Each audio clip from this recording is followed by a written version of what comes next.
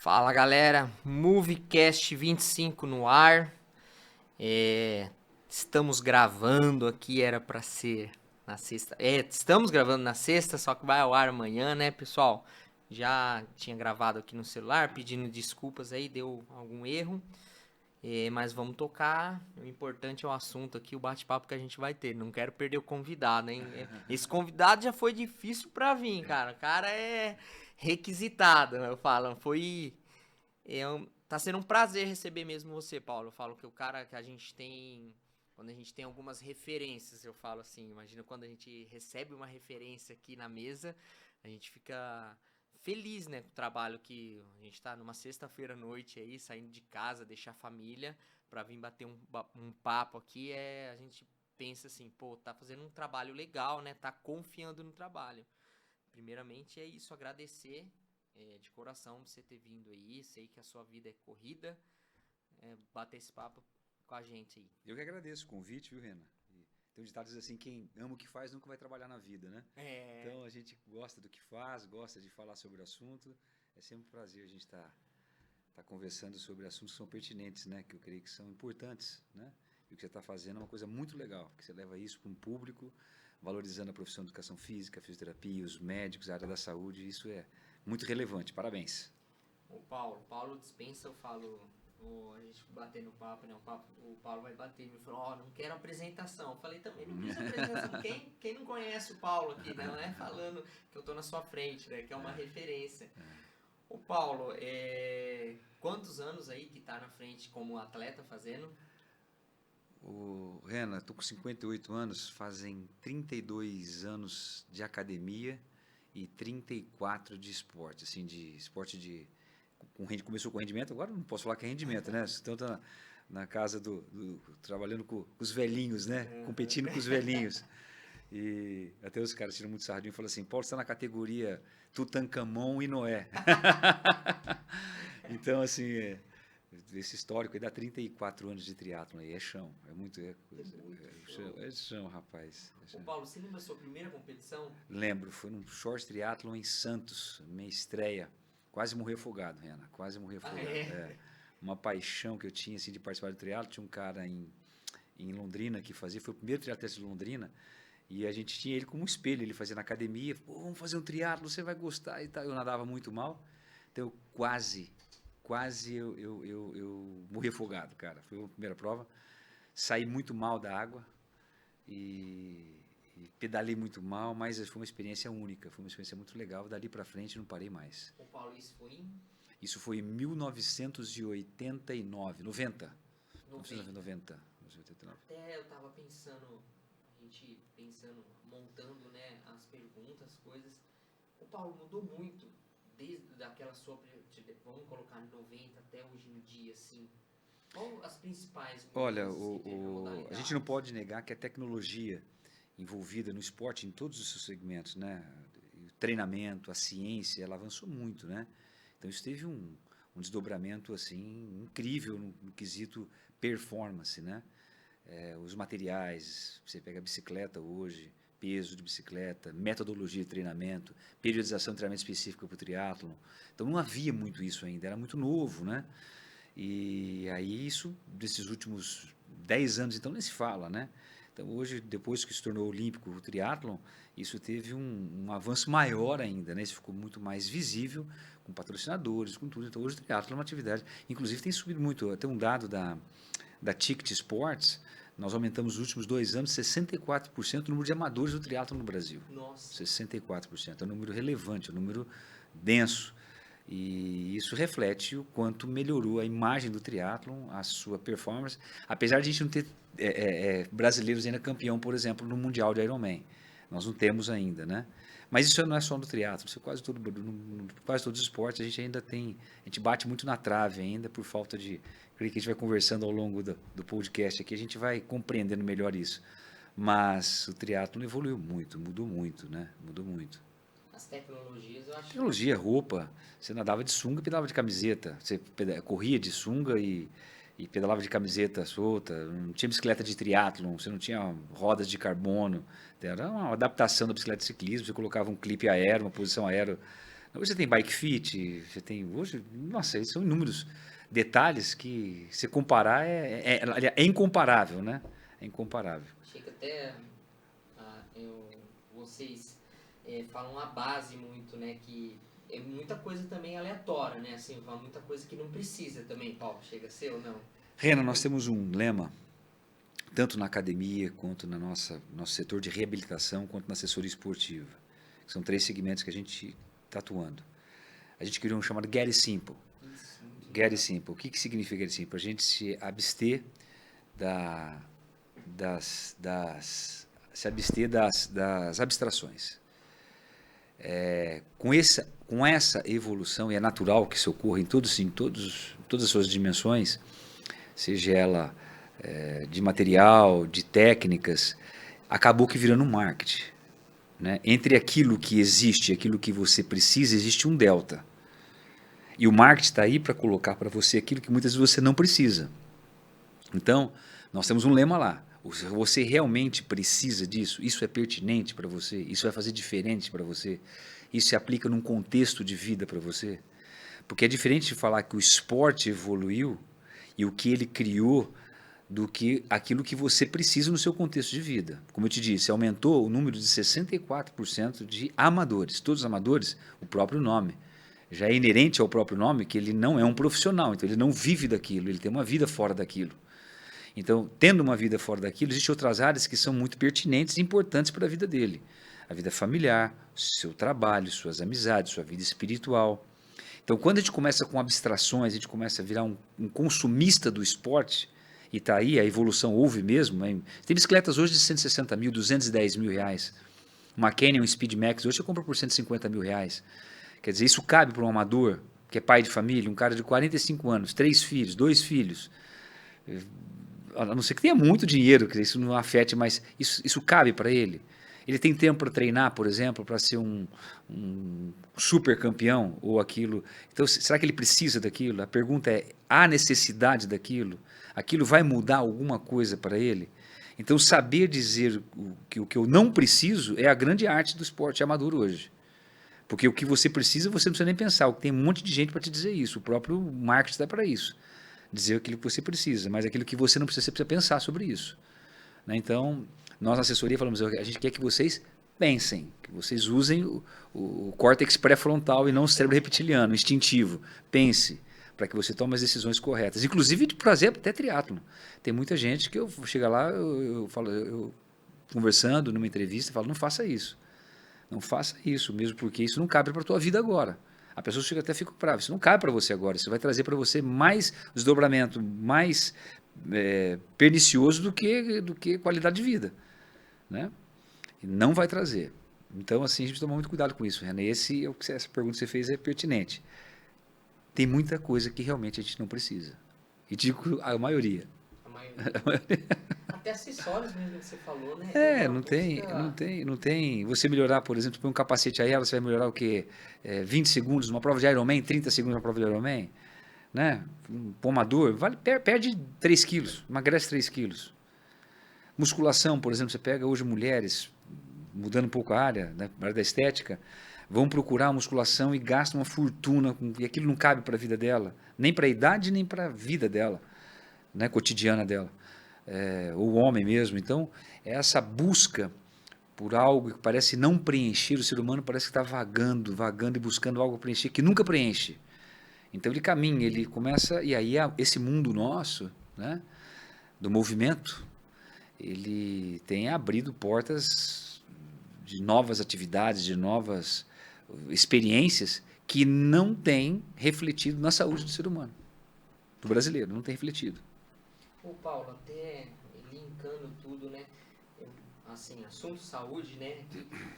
Eu fico até preocupado às vezes até com a medicina. Você com a sua bagagem, então eu falo, eu tenho 12 anos de formado, você muito mais, né? Você pode até falar melhor essas novas terminologias que eu vejo até, chega a ser até engraçado, eu vejo, medicina preventiva, medicina regenerativa, medicina integrativa, e aí vai, cara, medicina de performance, medicina holística. Esse atual momento, sim. Eu vou colocar um pano de fundo para você, não só com a medicina. Vou te colocar um pano de fundo, Porque isso é natural. O ser humano ele é natural. A busca pelo novo faz parte, é inerente ao instinto do ser humano. Não tem como você fugir disso. Isso é natural. Isso desde quando o homem existe. A gente sempre... E não é ruim que isso exista. É muito importante que a gente vá em busca do novo. Mas o que a gente tem de diferente do animal é que a gente tem a capacidade de pensar. Entre instinto e ser humano existe um delta que precisa ser preenchido. Isso a gente chama de valores. Então, quando eu escolho algo, eu tenho que ter valores sobre aquilo que escolho e se aquilo tem desdobramento prático na minha vida ou na sociedade. Vou te dar alguns dados e vou pedir para você, eu vou te fazer perguntas se não é estranho. Para você ter uma noção, o Brasil teve um aumento nesses últimos 5 anos de 22% no número de academias. Ou seja, o Brasil hoje tem quase 40 mil unidades no Brasil de academias. Mesmo antes da pandemia, o crescimento veio... Independente da pandemia, se você pegar a estatística, ela é flutuante. A pandemia, claro que teve uma... Mas nós temos quase 40 mil. Estamos em segundo lugar no mundo em número de academias atrás dos Estados Unidos. Movimenta no Brasil, mais ou menos, 3,5 bilhões de dólares o mundo do fitness. Se você pensar que nós temos hoje quase 10 milhões de participantes de atividades indoor em academia, é um número grande, sendo o segundo no Brasil. Está claro isso para você? Segundo dado, o Conselho Federal de Nutrição revelou um dado recente, eu não sei onde eu li isso, estava até a gente vendo um artigo, em 2010 tinha mais ou menos 14 mil inscritos. Houve um aumento exponencial, onde hoje nós temos 40 mil inscritos do Conselho Federal de Nutrição. E há um dado que em 2025 a procura por esse profissional vai subir em 50%. Legal, estou te falando de dados excelentes, dados poxa, que bacana, que bacana. Boxe de crossfit no Brasil, de 2013 a 2020, houve um aumento de 5.000%. Nós temos hoje mais de 1.200 boxes de crossfit no Brasil. Nesse último ano, aumentou em 128%. Triatlon, houve um aumento de 62% na procura, na inscrição de provas de curta, média e longa distância. Nós temos 10 milhões de corredores de rua no Brasil. O Brasil hoje tem 51 milhões de usuários de plano de saúde privado, superando o recorde histórico de 50 milhões. Interessante isso. Se testosterona, a modulação hormonal que tanto falam, é o grande hoje boom da história, nós tivemos esse ano 3,5 milhões de embalagens vendidas de testosterona na farmácia, receitadas. Não estou falando da modulação hormonal por gestrinona, estou falando que compra na farmácia. Tá? Receitada por médico. Nós temos hoje, só para você ter uma noção de suplemento alimentar, movimenta 255 bilhões de dólares no mundo de suplemento alimentar. 54% dos lares brasileiros tem algum tipo de suplemento ali dentro. Aí a pergunta que eu te faço, nós temos educação física. Nós temos aproximadamente hoje 1.031, dados do ENAD, recente, 1.031 faculdades de educação física no Brasil, se forma no Brasil 30 mil profissionais de educação física por ano. Houve nos últimos 5 anos um aumento de 60% no número de personagens. Nós tínhamos, há 2 décadas atrás, 1,47 médicos por 1.000 habitantes. Hoje nós temos 2,47. Qualquer cidade grande que você pegar hoje, a nossa cidade aqui, que é um centro grande, que você tem as cidades circunvizinhas, se você pegar um raio de 300 quilômetros daqui, vai se formar 1.000 médicos por ano. Então, nós temos um aumento de nutricionistas, nós temos um aumento de médicos, nós temos um aumento de profissional de educação física, de personal trainer, nós temos um aumento de influencers no YouTube, dando informação todo dia sobre saúde. Como é que esse dado não conversa com esse que eu vou te passar agora? Nós temos o maior nível, estamos atingindo o maior nível de morte por doenças do coração. É uma morte a cada 90 segundos no Brasil. São 43 mortes por hora, são 1.100 mortes por dia, 400 mil mortes do coração por ano, superando todas as causas de câncer no Brasil. Todas. E 3 vezes mais do que as mortes no acidente de automobilístico no Brasil. Nós temos o maior índice de depressão. A população com maior no mundo é do Brasil. Subiu em 58% o número de venda de psicotrópicos, de psicofármacos, moduladores do humor e antidepressivos. Temos a prevalência de obesidade nos últimos 10 anos, passou de 11,6%, ou menos de 90%, desculpe, na última década, de 11,6% para 21%. 12% para 21% a prevalência de obesidade nas crianças. Como é que você me explica isso? Nós tivemos, por exemplo, só para você ter uma noção, de procura, por exemplo, de atendimento médico para internação por infarto agudo de miocárdio. Aumentou no último ano 158% nos homens e 157% das mulheres. Ora, se nós tivermos um aumento, como é que esses números não estão conversando? O que está acontecendo, Renan? Se você tem uma número de personal, número de médicos, nutrologia, médicos nutrólogos, aumentou assustadoramente nesse último. Beach tênis, tudo. Como é que isso não reflete na saúde do brasileiro? Como é que isso não reflete na saúde do brasileiro? Somos a população mais ansiosa do mundo. Então, nós precisamos refletir sobre isso, pensar sobre isso. Então, nós temos muito discurso que ele parte de uma premissa, há uma relação entre eles, o aumento, tal, a pregar saúde e conteúdo sobre saúde na internet, há uma relação com a saúde, mas os dois não estão sendo de causalidade, você entendeu ou não? Entendi, sim. Um não é causa do outro. Sim. E isso é perigoso. Muito. Isso é perigoso. Então a gente cria muita ciência, pseudociência, com dados que não passaram pelo rigor científico, da metodologia científica, e criamos um monte de coisa. Medicina integrativa, medicina aquilo. Hoje, cardiologista, endocrinologista, neurologista, anestesista, agora todo mundo é especialista em metabolismo e exercício. Todo mundo é especialista em metabolismo e exercício. E a saúde do Brasil não melhora. A prevalência de sedentarismo no Brasil hoje é maior do que dos Estados Unidos. Nós ultrapassamos os Estados Unidos, 47% da população brasileira é sedentária. Os Estados Unidos é 40%. Esses números não conversam. Eu gosto muito daquela comparação que fazem de relação e causalidade, né? Por exemplo, eu vou dizer para você assim, vende muito sorvete no verão brasileiro, lá na praia de Jurerê. Recorde de venda de sorvete. Aí um outro dado. No verão, em Jurerê, morre muita gente afogada. Aí eu faço uma relação. Bom, vamos parar de chupar sorvete que vai diminuir o número de afogamentos. Não existe uma causalidade, existe uma relação, que é o verão. Mas um não é causa do outro. Então, eu não posso usar o sorvete para justificar a morte por afogamento. Você me entendeu, Renan? A mesma coisa, eu não posso usar esses dados, está crescendo. Testosterona, esse hormônio, a modulação hormonal é tão importante porque nós temos tanta gente morrendo do coração. O número, por exemplo, de metástases causada, por exemplo, nas mulheres aumentou assustadoramente. De forma exponencial nos últimos 5 anos. Por quê? Os dados não conversam. Isso não é para pensar? Muito. Talvez não seja a gente fazer uma reflexão. E aí eu te pergunto, aonde que a gente vai atuar? Onde é que nós temos que atuar? É no próprio ser humano. Ele não tem pensado. Ele tem tudo de forma instintiva, ele vai comprando, ele vai entrando, ele vai viajando. A minha idade é essa, eu vou na vibe, eu crio. Tudo hoje virou levando o homem ao instinto. Ele tem que consumir o que é novo, o que é bom, levar ele à potencialidade máxima do seu instinto, daquilo que ele tem de mais... É a sensualidade, é o empoderamento, e levar isso a uma condição estratosférica, para que eu possa tirar dele. Você quer ver a academia hoje? Eu estava conversando até com um personal na academia hoje, muito legal isso.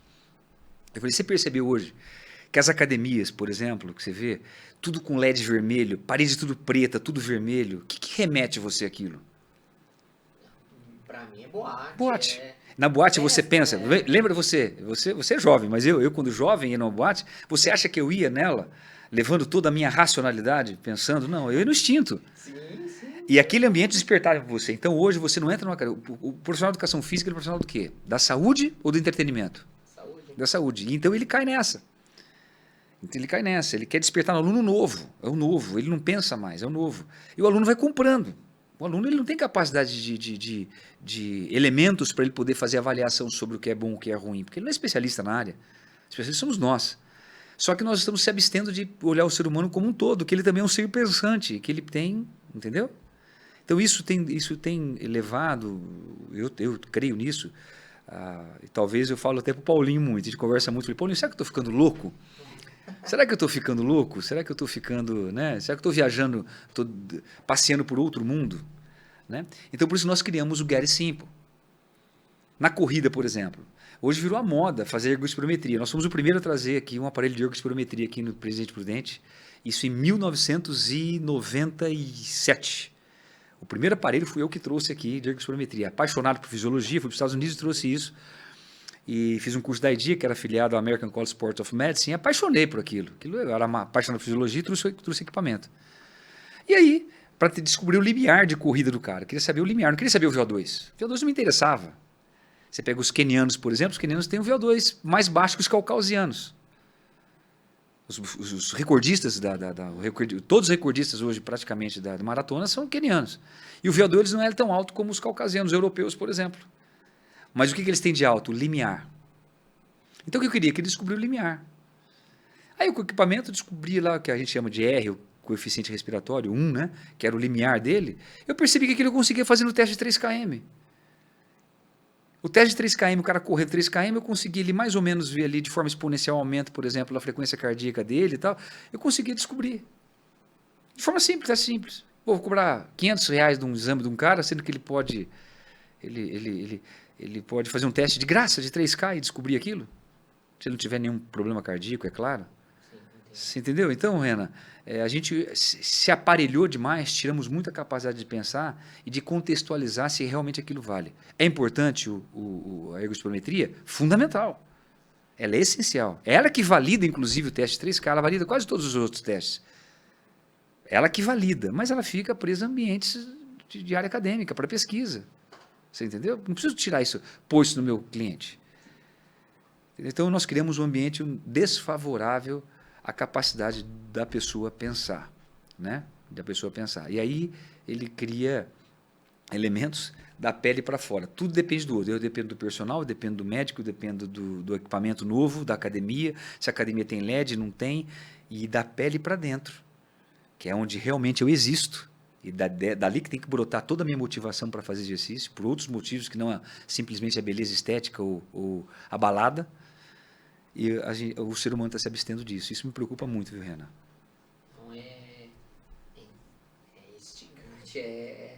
Você falou, é verdade mesmo, cara. Se a gente for ver, até eu falo, tudo a palavra performance. O pessoal fala muito, né? Tudo na moda é performance. O cara que nunca fez nada já quer chegar e buscar essa performance. Os próprios médicos, eu falo, médico também tá entrando, parece nessa, né, cara, que a gente fala dessa medicina preventiva, integrativa. Eu também fico muito preocupado disso. Isso foi um dos assuntos que eu falei, uma das primeiras coisas que eu quero perguntar pro Paulo, você fala muito bem disso e tem a experiência, querendo ou não, tem essa experiência, essa bagagem, que a gente tem que, não os gurus, mas a gente tem que ter um cara que tem essa experiência que já passou. E isso eu acredito muito, eu também fico muito preocupado, cara. É deprimente algumas coisas que eu vejo, assim, né? É difícil da gente falar, mas... Você da área, você sabe, você vê também, né? Você da área, você percebe isso. Até alguns falando de medicina, assim, a gente pega alguns tratamentos que a gente vê, o pessoal paga rios de dinheiro ali para alguns tratamentos. Fala, o cara chega e fala, tô pagando 10 mil por uma coisa, 15 mil. Fala, cara, mas enfim, é horrível o que tá acontecendo em algumas coisas, né? Ô, Paulo, eu queria daí mudando assim um pouquinho essa sensação. Como foi estar lá no Havaí, essa última vez que você foi, a sensação, como que é? Eu vejo os vídeos que você colocando, é muito prazeroso chegar lá, né? Sim, cara, assim, é uma coisa assim, que todo triatleta, né? O sonho é o Havaí. Existem muitos atletas, inclusive, que preferem estar no Havaí, profissionais, tá? Não estou falando no meu caso de formador. Prefere, muitas vezes, ser um campeão do Ironman do Havaí do que ser campeão olímpico. O peso para ele de patrocínio, de visibilidade no triatlo é muito maior. E ali foi ele que começou, né, Renan? Foi ele que começou tudo, os desafios, o triatlon de longa distância, chamado Ironman, foi ali. Então isso se tornou outro lugar que eu te digo mágico, né? Mágico, assim, realmente é aquele ar de... Mas eu soube fazer isso com uma escolha correta de data e de época. Então, o ditado diz assim, que um texto fora do contexto, ele pode te gerar um pretexto. Então eu tinha classificado já algumas vezes para o Havaí. Mas eu abri mão de ir porque não era o momento certo. Quando você fala de Havaí, esse projeto de Havaí, ele demanda tempo de treino, ele demanda dinheiro e ele demanda uma colaboração da tua família. Uma colaboração da tua família. Então isso ele beira a exposição do teu corpo ao esforço de endurance. Por exemplo, de 20 horas, 18, de 15 a 18 horas, até 20 horas semanais de treino, é uma coisa que, num atleta amador, te cansa, tira energia para outras coisas que você poderia utilizar em outra área da tua vida. Então precisa haver uma colaboração muito grande, precisa haver assim, um contexto muito favorável a isso. Então as outras vezes eu classifiquei, não foi. Essa vez não, essa vez deu certinho. Estava com meus filhos criados, meus filhos já estavam todos na universidade, todos se formando. Eu já consegui criá-los, já não havia aquela demanda financeira tão grande para a família. Então aí foi onde foi o plano. E agora eu quero ir, como a gente falou aqui antes, eu quero ir com 60 anos. 60 anos eu vou tentar ir novamente para o Havaí. 2 anos aqui. Daqui 2 anos. Que a gente fala que são 2 macrociclos, né, de 1 ano e 4 mesociclos de 6 meses. Então nós queremos fazer esse projeto aí para estar novamente no Havaí na categoria 60 a 64. Como te falei, Tutankhamon. E não é. Paulo, qual tipo, o cara mais velho que já fez? 83 anos, tem um cara de 87, se não me engano, é um japonês que cruzou a linha de chegada. 87 anos, 87, muito bonito. Bonito de ver. Legal. Nossa, 87, imagina, 87 anos, cara, passando tudo por essa periodização, tudo, né? O cara tem Sim. Bacana, cara, é bonito de você ver. No Brasil, hoje em dia, essa idade na sua faixa etária é mais difícil do pessoal estar disputando. Não, tem bastante atleta, sim, eu tenho bastante atleta, né? Em 2000, quando eu fui em 2022, né? Mas 2023 agora eu ganhei no Ironman, num atleta chamado Roberto Lemos, de Florianópolis, um cara, além de muito inteligente, um cara muito gente boa demais, tem uma assessoria, inclusive em Florianópolis, chamada Iron Mind. E ganhei, mas não fui, que era em Nice, na França, o Mundial. Aí não fui, abri mão, não vou esse ano agora, acontece dia 19 de maio agora, o Ironman Brasil, classifica vai ser no Havaí esse ano.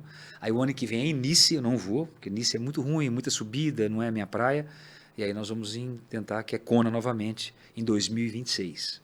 Paulo, daí atletas da assessoria, né, que vocês têm, como que tá? Tem bastante? Tem bastante atleta hoje procurando. Hoje, Brasil. Nível Brasil hoje. Concentra quase. Não, no Brasil. Não, tem Brasil. Hoje é nível Brasil, bastante gente. Feminino, masculino. Feminino e masculino, todas as idades, temos triatletas. Mas é mais corrida, né? Assim, hoje aumentou muito a corrida. Apesar do triatlo aumentou também, mas a corrida nós estamos chegando a 10 milhões de participantes hoje em provas no Brasil. 10 milhões atingimos de participantes de corridas de rua. É um comércio também, né? Você não tem noção. Tênis, de materiais afins, coisa louca. Paulo, cara, até chega a ser aquele capitalismo bruto, né, cara, do tênis. O pessoal, às vezes, a busca pelo aquele melhor tênis, o mais caro, os melhores acessórios. Você, com toda a experiência, o que você fala disso? Então, assim, volto na frase. Um texto fora do contexto gera um pretexto. Então, por exemplo, hoje nós temos os tênis de placa. Os tênis de placa, eles têm uma maior propulsão, que a gente fala que é o efeito PQP. Você fala, nossa! Né? Então, realmente, e aí você tem a espuma que sustenta essa placa. Então, ela com uma responsividade assim, fora do normal, ela te coloca a fase de propulsão. É fantástica. Então, ela não dobra. O tênis, por ele ser mais rígido, com um tênis normal, sem a placa, você vai dissipar energia na onde você tem as dobras, que você tem assim, o efeito de... Você vai fazer, por exemplo, você teve aterrissagem. Você vai fazer a propulsão, então você tem a linha do metatarso, do tarso, né? Talo tibial, que você tem esse movimento, a energia é dissipada. Quando você tem a placa, não. Ela faz esse movimento aqui. Então, esse movimento aqui te proporciona, você não tem dissipação de energia ali, o que dá uma propulsão muito maior. Né? Então, não resta dúvida, isso é fato. Agora, o quanto isso vai ser pertinente para um corredor que corre lento, então seria ele optar por um tênis um pouco mais macio e ser mais confortável numa meia ou numa maratona. Porque ele vai fazer a prova mais confortável. Né? Então, é contexto. É contextualizar. Agora, um cara que faz sub 3,30, sub 3,45, já vale a pena um tênis de placa, que está acessível hoje. Que é uma coisa acessível. Mas, assim, precisa contextualizar. Né? Peso, se a pessoa é muito pesada, se vale a pena, né? Gastar o dinheiro. Não vai fazer mal, mas vale a pena. Né? Porque às vezes você vai até em lojas mesmo, né? O pessoal não sabe muito, vai e enfia aquele tênis. A recordista da meia maratona agora, a recordista da meia maratona, patrocinada pela Adidas, o tênis dela durou uma prova, custa R$5.000. Esse tênis, 5 mil reais, um dia, uma prova, durou uma prova. Fez alguns treinos, coisa, durou uma prova. Entendeu? Nossa. É bizarro, né? É bizarro, é bizarro. Chega a ser bizarro, é verdade. Bizarro. E tem algumas marcas brasileiras fazendo um trabalho Mano, legal, o próprio né? Olímpicos, lançou o Supra agora, que é um tênis de placa, sensacional. O Na Fila, USP que eles estão fazendo bastante no laboratório. o Fila Race Carbon, fabricado no Brasil, sensacional. Que supra a necessidade sua de tênis de placa perfeitamente. Perfeitamente. É claro, aí você tem as suas variações, você tem o Nike Alpha Fly, você tem o Meta Speed Sky da ASICS, Paris, que saiu agora, são tênis de... Mas não fica muito longe o Olympus. O Olympus está de parabéns, o que ele tem feito foi sensacional. A indústria brasileira fabricando aquilo ali foi sensacional.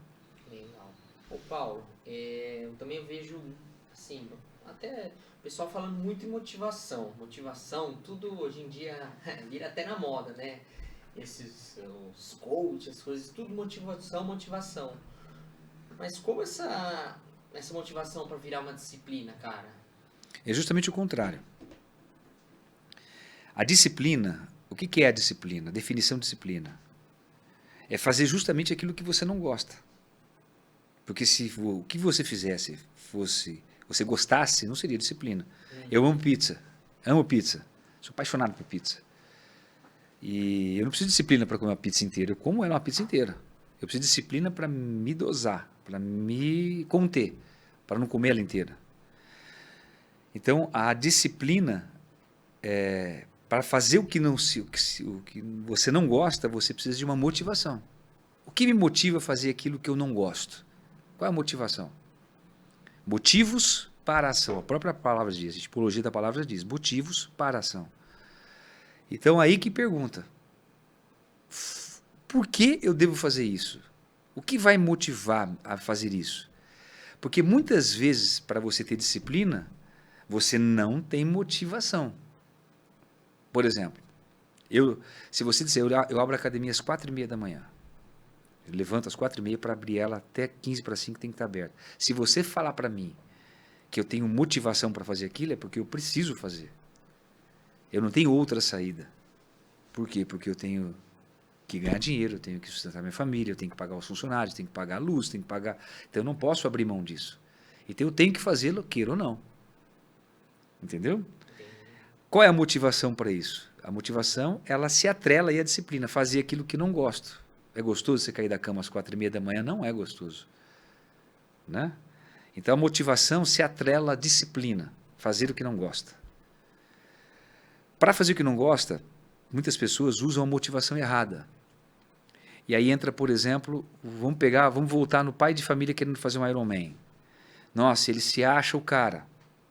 E há essa sensação que o Ironman traz, né? Anything is possible, que é o lema do Ironman.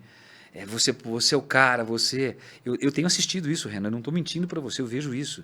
Virou um negócio muito louco, a pessoa ela fica uma criança. Um homem de 40 anos, 45 anos, vira uma criança. Vira uma pessoa totalmente... como se ela se sente como se fosse um profissional. Ela começa a fazer uma dieta como um profissional, ela se veste como um profissional, ela compra o tênis do profissional, ela tenta... Só que ela trabalha. E ela tenta encaixar aquilo que o profissional faz em horários onde ela deveria, por exemplo, estar com o seu filho, com a sua família, com a sua esposa. Ele passa como um cara motivacional, motivador, um cara que, nossa, é motivante te ver. É cativante ver o seu desempenho, tudo, mas aquilo está estragando outra área da vida. Então a motivação dele é errada. Ele tem disciplina, mas a motivação para fazer aquilo muitas vezes que é difícil, ela é errada. Ela é errada. né? Então, eu costumo dizer assim, tudo tem que ter ética. O que você for fazer, você tem que pensar de uma forma, quero, posso e devo. Quero ser homem? Quero. Posso ser homem? Posso. Devo ser homem? Espera lá, agora não dá. Então, tem um dilema ético, que eu tenho que pensar sobre isso. Então, quero, posso e devo, quando eles se fecham, faça, sem problema nenhum. Quando não tem dilema ético, vá fazer. Agora, quando quero agora, posso, mas eu devo? Não devo. Estou com criança pequena, o dinheiro não vai dar, não estou preparado para isso ainda. Deixa eu dar um passo menor. Então, não adianta você ter motivação para fazer aquilo que você não deve. Você entendeu ou não? Fico confuso. Nossa, total. Eu não posso ter motivação para fazer aquilo que eu não devo fazer. Isso é errado, isso vai dar Faz sentido. vai dar merda. Isso vai dar merda. Isso vai dar merda. Me diga as suas motivações e eu te direi os resultados. Me diga as suas motivações e eu já te direi quais serão os resultados. E você sabe, vamos voltar naquele dado que eu te falei, que as pessoas estão morrendo do coração e aumentou o número de personal trainer. Faz sentido total, Paulo. Vamos fazer uma. Vou te dar um exemplo legal.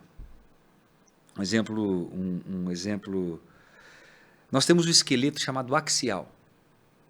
Cabeça e coluna vertebral. E nós temos o esqueleto apendicular. Escápula, membros superiores, quadril e membros inferiores. Tá bom? Então, esqueleto axial e esqueleto apendicular. Nós, hoje, não conseguimos fazer atividade que seja proporcional do hemicorpo direito e hemicorpo esquerdo. Um exemplo, você veio para cá de Anastácio para cá, você veio dirigindo. Se o carro não for automático, você vem trocando marcha com a mão direita, acelerando com o pé direito, com o pé esquerdo. Há diferenças gritantes entre a atividade diária, a AVD no dia a dia, do hemicorpo direito e do hemicorpo esquerdo. Está claro para vocês isso daqui? Bom, dito isso, é normal que ocorram algumas alterações entre o hemicorpo direito e o hemicorpo esquerdo. Vamos pegar um músculo romboides da escápula. Os romboides. Ele estabiliza a escápula. Se ele estiver fraco, ele joga você para frente. Um estiver mais fraco que o outro, você vai ter algum desvio de basculação, de alteração de altura, diferença entre o ombro direito e o ombro esquerdo, normal. E às vezes pode dar uma dorzinha. Mouse, você vê ali o Márcio mexendo no mouse ali, toda hora mexendo no mouse. É a mão direita e a mão esquerda que é a diferença nisso. Aí ele contrata um personal. O personal, para vender o seu produto, começa a olhar só aquilo. Porque ele quer diferenciar dos outros, ele não quer o simples. Ele acha que aplicar o simples, ele está entrando na seara do mesmo. E ele precisa se diferenciar. Aí você vê um monte de personal. Eu vejo na academia um negócio louco. Aí ele pega, aí chama de ditadura da biomecânica. Aí você pega um cara de 50 anos, trabalhando, com filho, com empresa para tocar. Ele tem pouco tempo na academia. Aí você pega um elastiquinho dele, põe um elastiquinho, e você coloca a mão nele, e aí você fica ali unilateral, né? Fazendo assim a adução da escápula, fazendo com elástico, diferente de todo mundo. E aí, tá vendo? Ó, agora eu estou fortalecendo, tentando colocar o romboide dele maior do lado direito em compensação com o esquerdo, e cria-se um self-service O aluno não sabe, tadinho, ele está ali, e realmente o trabalho é esse mesmo, e é bonito, isso tem que ser feito, mas não, aí o cara ele morre do coração, porque ele não teve trabalho metabólico. Então eu pego esse cara, levo ele lá, get it simple, põe ele num pack deck invertido, pega os dois aqui, pronto, vamos lá. 3 séries de 12. Agora imagine o cara fazer 4 séries, 3 séries de 12 devagarzinho, com elástico, um cada lado. Olha o tempo que ele perdeu. Aí esse cara precisa de cardio, porque senão o cara vai morrer do coração. A biogênese mitocondrial ocorre com o estímulo do cardio, ele precisa fazer cardio. A sarcopenia ocorre por falta de estímulo de peso, de tração, de tensão, tanto no sistema ósseo como no sistema muscular. Eu preciso disso para o cara melhorar. Mas é muito simples eu chegar ali, pôr ele num pack deck invertido e fazer força, porque todo mundo faz isso. Então eu no afã de me querer destacar como o personal trainer, eu começo a criar essas ditaduras da biomecânica e tento me diferenciar com isso. Entendeu? Levando a parte metabólica do cara, comprometendo a parte metabólica disso. E isso se reflete no número de mortes, de uma morte a cada 90 segundos no Brasil, de doenças do coração. Realmente, para reflexão, isso é. Entendeu? Eu vejo muito, Paulo. E o pessoal acha que tá tudo perfeito a biomecânica. Então, o pessoal acha que saber biomecânica não, você precisa aplicar esse exercício, você precisa saber muito a biomecânica. E para tirar ele, você precisa saber muito mais ainda. Por isso a gente tem que olhar o ser humano num todo. Um ser humano num todo. Isso, sabe, Renan, não cabe só na questão física. Por exemplo, a gente fala que o ser humano, assim, a gente tem que caminhar para um sentido de paz. Porque o ser humano, a sua saúde, ela é holística, ela contempla a sua parte mental, social, física e espiritual. Qualquer uma delas que você pegar, você vai ver é contraintuitivo, é um contrassenso, não bate uma coisa com a outra. Você tem denominações evangélicas no Brasil hoje, cristãs no Brasil hoje, mais de 2.300 denominações evangélicas, surge uma igreja a cada dia. No entanto, a saúde espiritual das pessoas estão cada vez mais débeis. E é a mesma coisa que eu estou te falando. Cheio de personal, biomecânica, todo mundo conhecendo de tudo, mas as pessoas morrendo do coração, porque chega na academia, ele tem 1 hora, e 1 hora ele fica fazendo elastiquinho. Não que ele não tenha que fazer, você entendeu? Entendi. Entre o remédio entre o remédio e o veneno, existe a diferença é a dose. Então eu preciso pensar nesse cara, peraí, esse cara precisa. Então os profissionais de educação física estão perdendo a capacidade de olhar o ser humano. Tem muito curso de biomecânica, muito curso disso, daquilo, mas tem pouco curso dando para você a capacidade de você poder enxergar e abrir sua mente. Abrir sua mente. Vou te falar uma frase aqui, eu gosto muito de filosofia, sabe, Renan? Tem um cara chamado Arthur Schopenhauer, ele é chamado filósofo do sofrimento, o filósofo da existência do século XIX. Ele tem uma frase, ele diz assim: não é ver o que ninguém viu, mas pensar sobre o que ninguém pensou, sobre o que todo mundo está vendo. Vou repetir. Não é ver o que ninguém viu, mas pensar o que ninguém pensou, sobre o que todo mundo está vendo. Entendeu? Então a gente tem que pensar. Pensar. Por isso que a gente fala, o córtex pré-frontal é muito pouco usado, é muito instinto. É muito instinto. Você pega a mulher, por exemplo, etarismo. Ninguém quer envelhecer hoje. Você tem 2 tipos de idade. Você tem a idade chamada cronológica e a idade biológica. Isso é uma verdade. O tempo linear. O segundo, ele gruda no minuto, o minuto ele gruda na hora, a hora gruda no dia, o dia gruda na semana, a semana caminha com o mês com o ano e o ano com os anos, e ali nós estamos rumo a um lugar só, que é o fim de tudo. Nós caminhamos por um ponto. Unidirecional a vida, eu tenho que entender isso. Então, quando as pessoas falam assim, eu tenho a idade de 50, mas a cabeça de 30. Não. Eu tenho o corpo de 50, mas sou um jovem de 40. Não existe isso. A idade biológica de um homem de 40, ela é de 40 anos. O que aconteceu foi que essa idade biológica de um homem de 40 anos, frente ao sedentarismo, ao comer, às demandas da vida, ao estresse principalmente, a visão de mundo errada, que causa um estresse tremendo, uma disfunção hormonal tremenda nele, que causou a idade de 40, ele fica com uma idade de 50, de 60. Mas ele nunca vai ter de 35. Ele pode ser um cara saudável com 30. Eu sou um cara de 58 anos, pratico atividade física e tenho 58. Minha idade física é de 58 anos. O que eu não posso deixar é que ela fique de 70. Então as pessoas vão hoje, aí procuram hormônio, aí entra o chip da beleza, a gestrinona, de forma indiscriminada, que a própria Associação Brasileira de Nutrologia não permite mais nem a utilização do termo. Né, que virou hoje, você parte da premissa, hormônios são bons para a saúde, modulam a saúde. Como modula a saúde? Você vai pegar uma mulher, por exemplo, que está na fase de menopausa. É natural ou não? Sim. Isso faz parte do ser humano. Então, saber lidar com isso, olhar para isso e saber lidar com isso. Perguntar, como lidou com isso?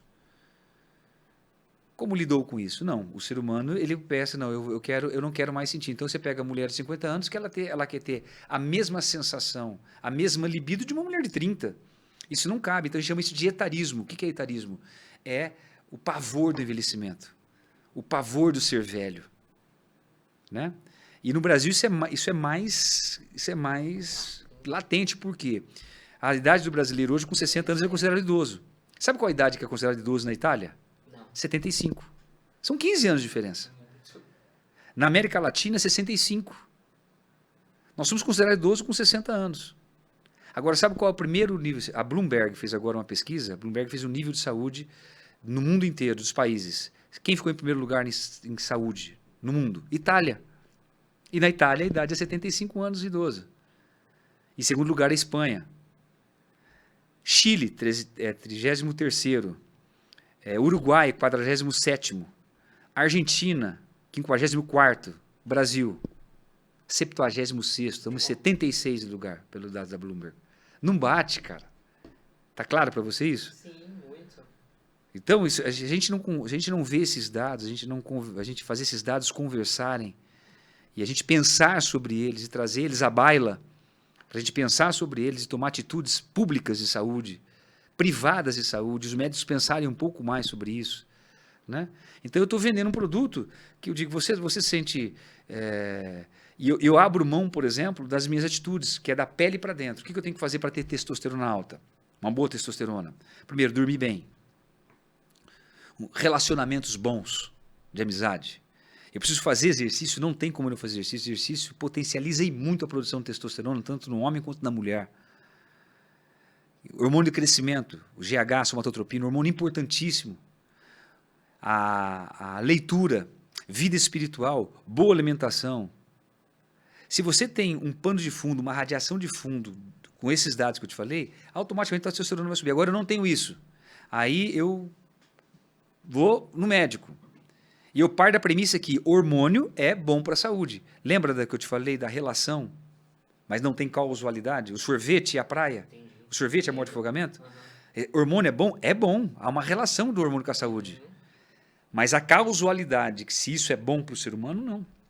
Eu pego um homem que tem 400 nanogramas de decilitro de sangue de testosterona, jogo nele 1.050, põe o chip, implanta o chip, vai a 1.200, o cara vira um monstro. Mas ele cessou os 400 que ele programa. E cada vez que eu colocar o chip, mais ele vai diminuir o normal, que ele nunca mais volta ao normal. Porque o corpo vai criando uma reação daquilo, igual uma resistência à insulina. Quanto mais você come açúcar, mais o corpo cria resistência à insulina. Quanto mais chip você põe, quanto mais testosterona, mais o corpo cria uma reação de não produzir mais a testosterona normal, a gente fala quebrar o eixo. E aí você vai criando um cara dependente daquilo. Com um simples discurso, simplista demais, que testosterona é bom para a saúde. Testosterona é bom. É um remédio. Testosterona é bom para a saúde? É bom para a saúde. Como ibuprofeno é bom para a inflamação. Como diprospan é bom, é um corticoide bom para você tirar dor. Como morfina é bom. Mas eu não vou usar diprospan todo dia, morfina todo dia, não vou tomar ibuprofeno toda hora. Porque são remédios. Então você usa isso aonde? Em doenças. Hipogonadismo. Ponto. Ponto. Não tem outra explicação para isso. É simples assim. Get it simple.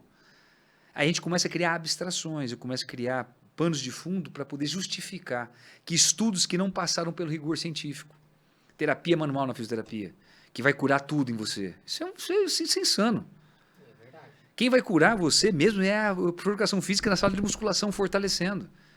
Aí você vai numa terapia hoje, terapia manual, você paga 200 pau na terapia. Pum, houve um trânsito, você sai de lá todo... Ai, não é. Ela não é importante? Ela é importante, ela é boa, tem o seu espaço. Mas ela não é o Deus. Ela é um coadjuvante num arsenal que você usa para tratamento de doenças crônica, de dor, ou do aparelho osteomiarticular, mas não é um Deus. Você chegar e pagar 200 conto, eu sou fisioterapeuta, cara, entendeu? E aí o professor de educação física fica lá, vai cobrar R$400 para trabalhar o mês inteiro com o cara, e é aquilo que vai curar ele. É aquilo, é a força, é diminuir a sarcopenia, é dar para o cara uma parte metabólica que ele consiga nutrir oxigênio. Ninguém vive. Tampa a respiração, vê se fica 5 minutos sem respirar. O corpo precisa de oxigênio, irmão. O músculo precisa de oxigênio, o anabolismo, tudo isso é fundamental. Então tem que ter um bom VO2, boa força muscular, boa resposta cardiovascular. E isso é a função nossa. É isso que vai curar. Ô Paulo, você vê esse futuro da educação física assim no Brasil, hoje em dia, se você falasse assim, Renan, eu tô preocupado. Muito, não só com a educação física, de todas as áreas. Estou muito preocupado. Eu tive um podcast com o Marcelo Crepaldi mesmo. Ele falou, cara, a licenciatura vai acabar. 15% hoje do que forma é licenciatura. E 75% é bacharel. E bacharel está relacionado com a saúde. E a licenciatura é a formação de crianças. E esse é um grande problema. A psicomotricidade hoje, por exemplo, nas escolas, ela está sendo dispensada. E isso vai ter um reflexo na formação de atletas para o Brasil e formação de cidadãos. Porque o movimento é a capacidade que você tem de se relacionar com o outro. O corpo fala. O corpo fala. Tem um cara chamado Henri Maldini que fala assim, ó, que o corpo fala. E o movimento humano subsidia todas as ações humanas. O movimento humano subsidia todas as ações humanas. Então, toda ação sua é inerente à tua ação um movimento. Para vir aqui, eu subi a escada, desci a escada, entrei no carro, troquei marcha, vim, saí, levantei, sentei. Para mim poder estar com você, a gente bater esse papo aqui, o movimento foi fundamental. Então, ele tem pertinência, por exemplo, de inserir a criança no mundo. Ela se apresentar ao mundo, as relações sociais dela, na brincadeira, envolve a psicomotricidade. Você não vê isso sendo aplicado nas escolas mais. Eu tô com uma de 1 ano, né? Minha primeira filha. Daí esses dias, desde quando nasceu, eu tô muito reflexivo quanto a isso. Escolas, eu tô olhando as escolas, falo pra minha esposa, nossa, cara, não vai ter essa psicomotricidade, essas crianças na educação física, tá acabando tudo. Eu vejo os pais falando, né? E eu fico muito preocupado, cara. E quando aí com um dado com o Crepaldi, né, falando que, ele falou, não forma quase mais licenciados, cara, na escola. Tá, não tem. Ninguém quer. Mas quem vai se formar licenciado? Ele não ganha. Seria o profissional que mais deveria ganhar. Exatamente. Mais deveria ganhar. Aí você pega, por exemplo, você vai hoje... Um déficit enorme na prefeitura de com certeza. Os convidados falaram, eu não sei... Aí você vai na consulta integrativa, paga R$2.000. Exato. E um professor de licenciatura que vai formar seu filho não ganha 1.500. Não ganha 1.500. Exatamente. Entendeu? Isso. Teve uma campanha numa cidade, um amigo meu de Londrina contando para mim, uma cidade do Paraná, eu não lembro o nome da cidade do Paraná, que fizeram uma campanha para comprar um carro para o professor de educação física da escola, que foi sensacional, porque o impacto que aquilo estava tendo na vida dos filhos, das crianças. Entendeu? A atividade física estava tendo. E hoje você entra num coisa, o cara paga um monte de suplemento para você, você sai com uma receita de R$4.000 para comprar medicamento de manipulado, paga R$2.000 numa consulta e tá tudo bom. Isso não pode ser normal, cara. Isso não pode ser normal. Não pode ser normal. Isso não pode ser normal. Nós estamos a educação física, a área da saúde, ela sangra. Ela sangra. A parte social hoje da sua filha, o movimento vai ser muito importante. Acho que eu estou falando demais. Mas eu quero falar uma coisa para você, cara. Desculpa falar, mas é coisa aquele de arrepiar mesmo. A AVD, Você tá falando, a AVD tem um grande desdobramento e tem um grande impacto no gasto calórico seu diário, soma de gasto calórico. O que é AVD? Levantar, ir no banheiro, sair e tal. Os nossos filhos, em função hoje, que eles têm o mundo à palma da mão,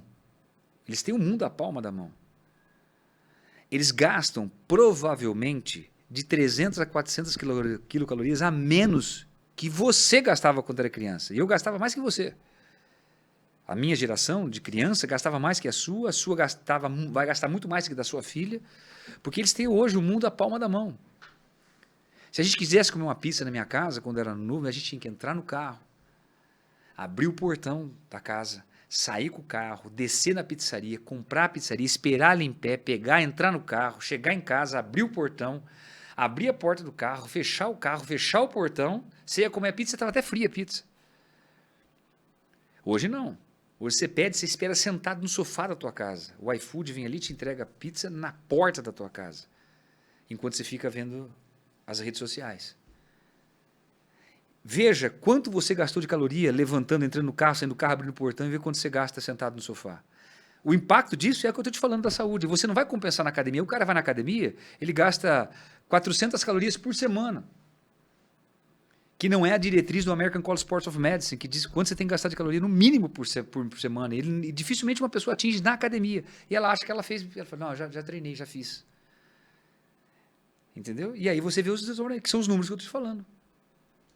Aumenta o número de procura por personal trainer, o número de formados de educação física, o número de bacharéis que é relacionado com a saúde, e morre gente do coração assustadoramente, aumentando cada vez mais. Alguma coisa está errada, Rena. Alguma coisa está errada.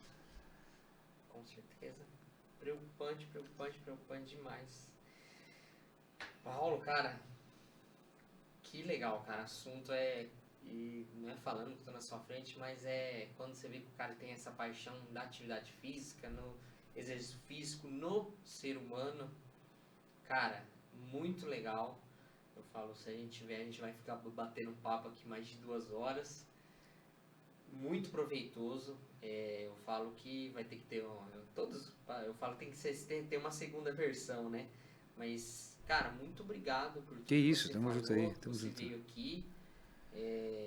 Eu acho que tava faltando até um episódio com esses assuntos mesmo que a gente, o que eu falei pra você, a gente trazendo várias manifestações aí, várias especialidades, né? Mas faltava, cara, isso aí foi até algumas coisas, alguns tapas assim, eu acho que a gente para acordar. Você falou umas coisas muito pertinentes. Agradeço mesmo pela sua colaboração. Um troféuzinho aqui que eu falo, né? O primeiro convidado, que eu gosto muito também de filosofia. E Marco Aurélio, né? Marco Aurélio.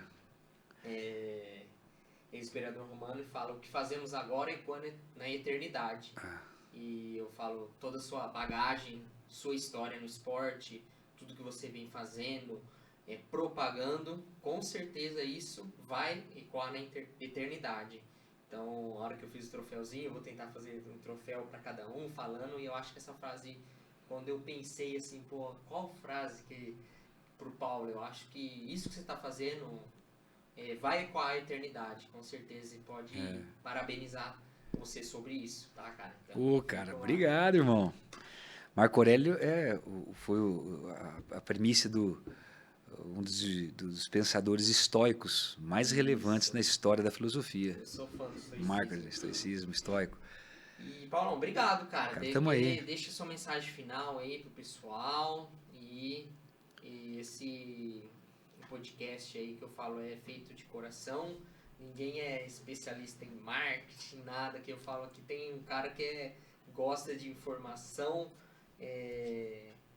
Quando fala assim, vem um convidado, um professor de fora, a gente já tenta puxar pra cá, pra fazer. E aqui é um cara que gosta de passar informação de qualidade e é apaixonado pelo movimento. E muito obrigado por você ter vindo, e eu queria se você deixasse uma mensagem final aí pro pessoal. Primeiro, Guerreiro, parabéns. Eu vejo que teu olho brilha quando você conversa sobre o assunto. O que você está falando não é mentira que eu tô vendo. Os olhos falam mais que a boca. Os olhos expressam aquilo que realmente você é da alma, que brota da alma, né? E eu vejo os teus olhos que ele brilha quando você conversa sobre o assunto. Parabéns por isso, que você continue sendo isso. E essa é a contribuição que tem que ser feita, né? A Bíblia diz que a verdade é uma faca de 2 gumes que separa juntas e medulas. A verdade, ela traz à tona coisas que a gente muitas vezes deixa de pensar sobre a vida. Eu quero trazer aqui na baila e finalizar um pensador, um filósofo da Idade Média, da patrística do cristianismo, chamado Santo Agostinho. Ele diz assim, que a vida ela não ocorre no extraordinário. A vida ela ocorre no ordinário. Na busca pelo extraordinário, agora sou eu falando, a gente muitas vezes troca os pés pelas mãos. E a gente tem o desejo inerente ao homem de ser diferente de todo mundo. E a gente quer sempre ser extraordinário. A vida não acontece aí. A vida acontece no ordinário, quando você entende o ordinário.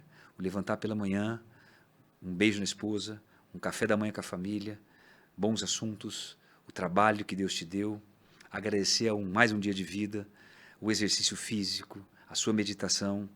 Isso é ordinário. A vida acontece aí. É aí que ela traz a felicidade. A busca do extraordinário, essas coisas que a gente falou, e é chip, e é isso, é tênis, é compra, é a parte, o fetiche mercantil, ele não te traz felicidade, a não ser a ansiedade. E a ansiedade precede a ruína. A ansiedade precede a ruína. E prepare-se para a vida, que ela vem com tudo que ela tem para cima de você, de bom e de ruim.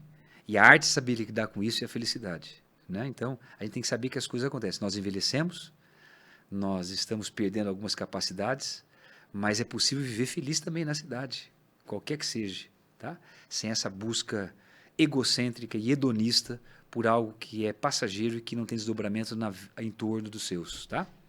Que Deus abençoe aí, parabéns a todos, obrigado pela atenção aí. Foi um prazer estar com vocês aí. Obrigadão. Tá?